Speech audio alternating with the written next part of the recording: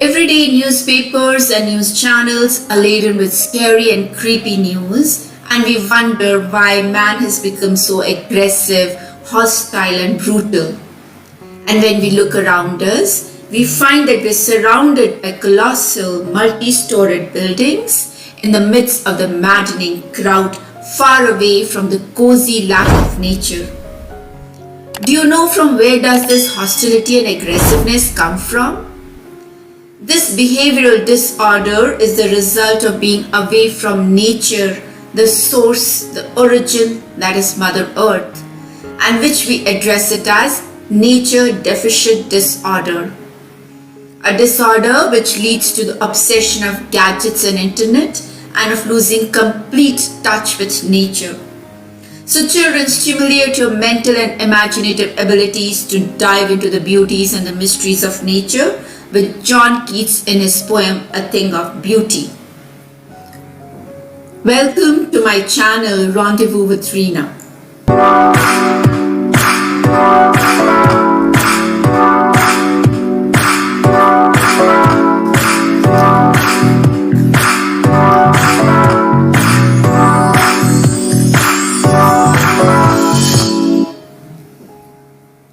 Where we'll discuss in detail an extract from John Keats' poem Endymion, a poetic romance titled as A Thing of Beauty. Now, who was John Keats, children? Well, John Keats was a British romantic poet, often referred to as a second-generation romantic poet. His contemporaries were John Byron, P.B. Shelley. Though Keats was trained as a surgeon, he decided to devote himself and wholly to poetry.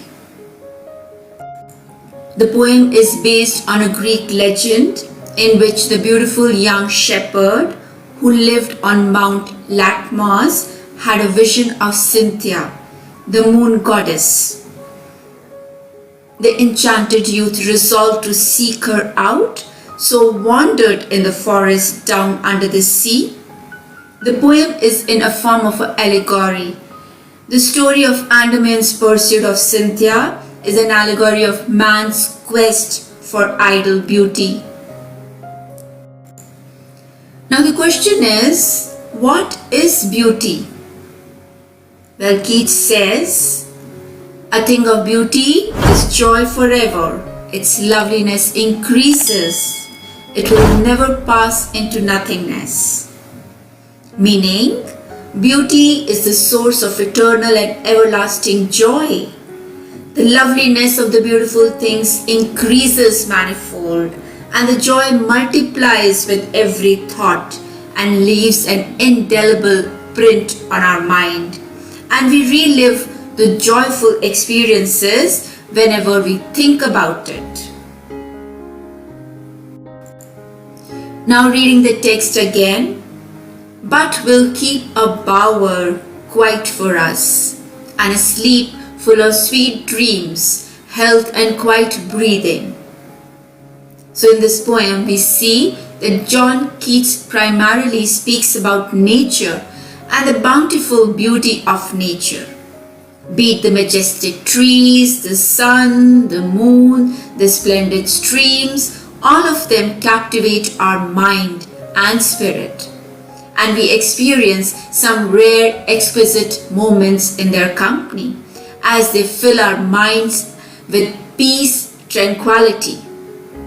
These beautiful and tranquil moments serve as a quiet bower or a pleasant shady place for us, which provides us shade not only from the blazing sun or the torrential rains, but also from the ugly sight of life.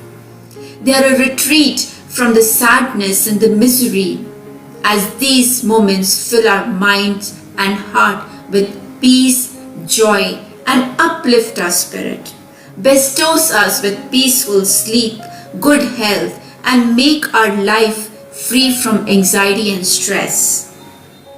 Children, we can understand it in this way.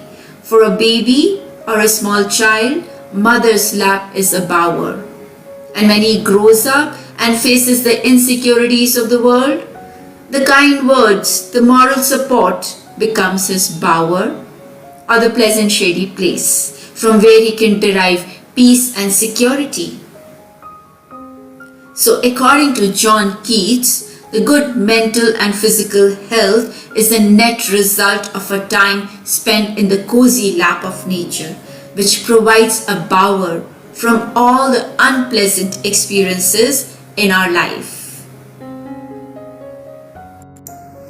Moving further, the poet says, "Therefore on every morrow are we wreathing a flowery band to bind us to the earth." These lines, children, are rich in imagery and meaning. The poet here is inquiring from us that are we giving respect and preserving the nature and its bounties? Are we enjoying and cherishing its beauty and its grandeur?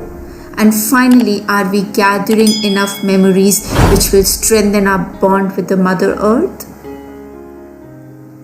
So, the poet here is urging us to take steps to strengthen our bond with the cosmos, with the nature, with the Mother Earth, since the impact of the nature in our lives is profound. Reading further, spite of despondence, of inhuman dearth of noble nature, of the gloomy days. So the poet here is conveying that life is a struggle and man suffers from pain, hopelessness, malice, greed, selfishness, want of generous and good noble nature. People obstruct our path towards success and we suffer from the pangs of defeat which makes our days gloomy. Unhealthy and overdarkened ways refers to the trials and tribulations we encounter on the journey of life. The poet goes on to say, some shape of beauty moves away the pall from our dark spirits.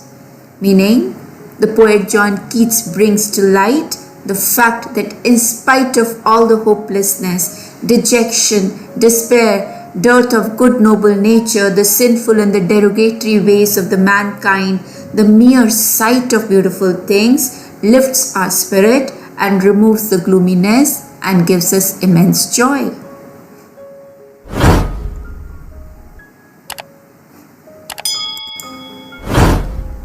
Moving further, the poet says, in clear rills that for themselves a cooling covert make, against the hot season, the mid-forest break, rich with a sprinkling musk rose blooms.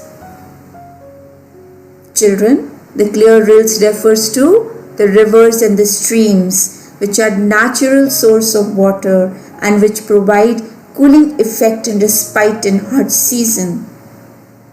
But what is the poet trying to convey? He wants to say that for every sorrow there is joy in nature. We have remedy for every melody. For the hot summers, we have enchanting streams which give us fresh, cool water and nourish the earth. Then we have the break, the thick mass of ferns under which blooms fair musk roses and which are so fascinating. The poet says, such too is the grandeur of the dooms we have imagined for the mighty dead.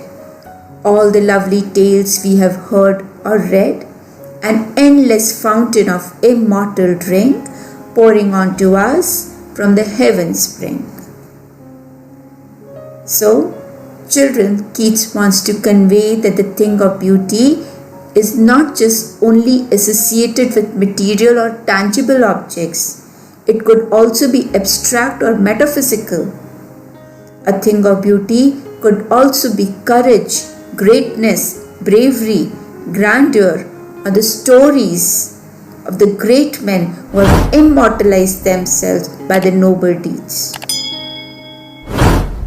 So we see the poet conveys that the death and the destiny of the noble, valiant, and the mighty people who have lived honorable and a selfless life, with their noble deeds, which are a rich legacy which they have left behind, could also be associated with beauty and grandeur. So the poet concludes by saying that hearing and reading inspiring stories of great and noble men is like drinking an heavenly drink which is pouring from heavens above. Meaning that there is so much pleasure in knowing and learning about great men and their extraordinary life. So what the poet wants to convey here is beauty is there in all aspects, whether in growth or in decay. It is an everlasting source of inspiration. It is like an endless fountain from which we can take an immortal elixir of life. Hope you were able to understand the poem. Thank you.